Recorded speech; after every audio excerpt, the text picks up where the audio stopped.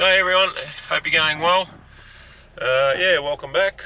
Welcome to those who's your first time watching. Yeah, just shifting the twin bearing ewes home. Yeah, as I've sort of mentioned in the past, it's I don't know what it is, about an 8k walk I suppose. We're just yeah, getting them back for shearing. Had a couple of days of shearing and yeah, job's ticking along all right. Just got the property that borders the Moala Canal, so we can actually walk them along the canal bank and out onto the road. It saves, I'd say 5 or 6 kilometres of walking. So yeah, so anyway, we'll get these girls home. It's we've run into the weekend again, so it seems one seems to roll into the other at the moment. Yeah, but we'll get them home and yeah, get a few others fed and yeah, still irrigating. We're going to start the second pivot this morning, and yeah, still flood irrigating. So yeah, no, there's still plenty going on.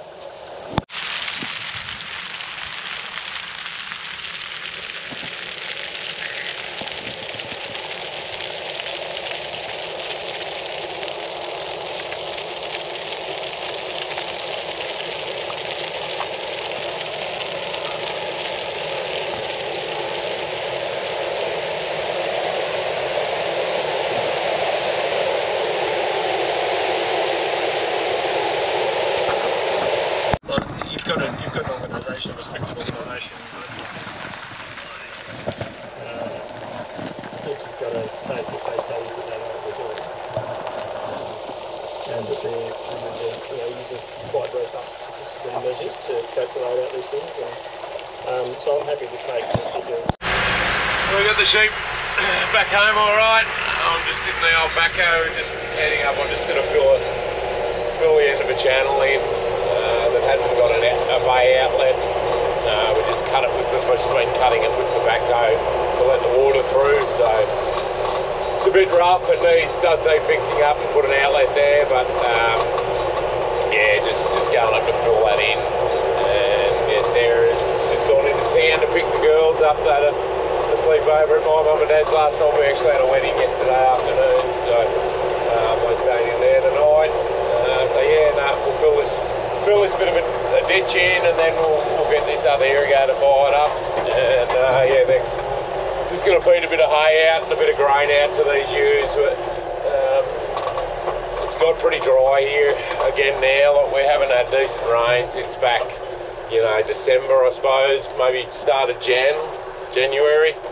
So yeah, and we're now, you know, we're nearly the middle of March, so it can change pretty quickly. So that's part of the reason why we're trying to irrigate as much country as we can. So we're lambing on the green feed, because it's not a lot of fun lambing onto dirt, and we've done plenty of it over the years. So yeah, but at the moment, because we're still shearing here, we've got the ewes in just in little holding paddocks around the house here, and they don't have a lot to eat. So we'll given they're on the point of lambing, we'll feed a bit of grain out and get a bit of hay and that into them. Tony fed a bit of hay, loosened hay out to them yesterday.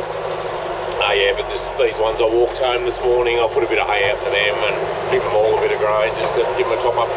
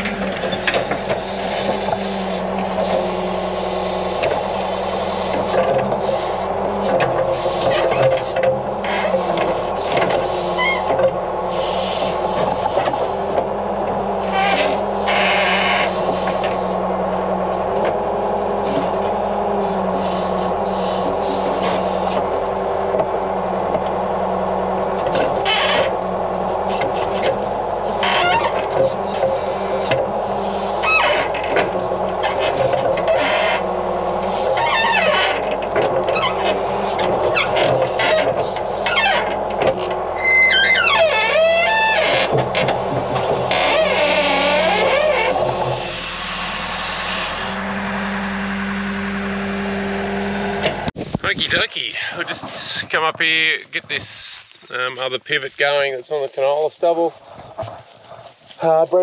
Tony serviced it the other day, but the battery was buggered, so we've just got a new battery here. We'll get it chucked on, hopefully. Just sits in there. We'll chuck the leads on him, and yeah, check the oil, and we should be good to go. We're up and going. We just had a little drama. It's got a what they call a Nelson valve on where the pipeline comes up out of the ground, and one of the wire, and it's essentially it works.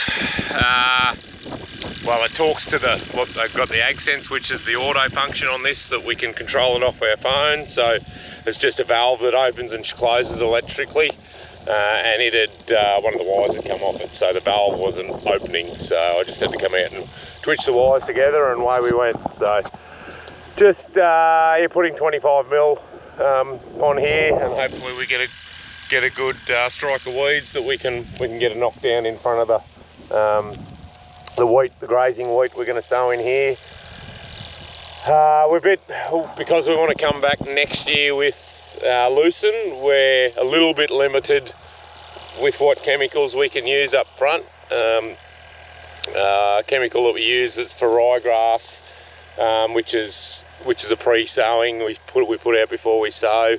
It's got a 24-month plant back for lucerne, so we're just going to have to steer clear of it, which is no biggie. We've got this sort of plenty others we can work with, but yeah, if we can get a good kill of weeds up front, it yeah, makes trying to fight them later on a lot easier. But at the same token, any ryegrass and that sort of stuff that comes up when we plant the wheat, the sheep will generally eat it up anyway. So anyway, it's all going all right, I think. The dam's full with drainage water, or as full as it can be, so we've still got a little bit to drain off the last 3 bays that we've in the second section to do. So a bit more headway in the dam won't hurt. It'll just give that water somewhere to go. So anyway, warming up's pretty nice sort of a day. It'll be, I don't know, mid 20s, 26 or 7 maybe. So yeah, anyway, we'll get on and get some of these sheep fed.